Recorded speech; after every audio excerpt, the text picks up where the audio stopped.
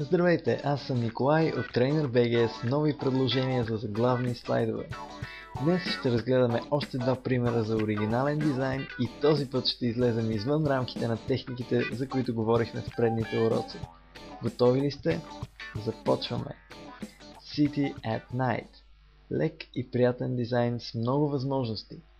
Фонът направих от няколко снимки, които сглобих на графичния си редактор.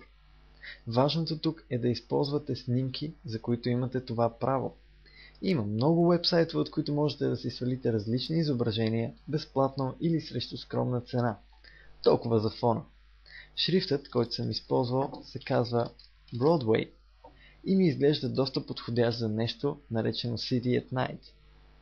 Забелязвате ли 3D ефектите? Точно така, няма такива. Заради разнообразието реших да направя нещо просто и според мен изглежда доста добре. Напълно непретенциозно. Жълтото контрастира доста добре на този фон, а бялото долу е меко и се чете лесно. Минаваме нататък. Iron Man вече има Facebook. Новото тук е шрифтът, който съм използвал. USAAF Stencil или така нареченият военен шрифт, който е доста ефектен при подобни заглавия. Внушава сериозност. Цветът на буквите би бил черен. Но железният човек носи жълто-червена броня. Или може би скафандър. Както и да е. Шрифтът най-отдолу е New Facebook. Напоследък не му намирам много приложения, но реших да го сложа, за да ви развеселя.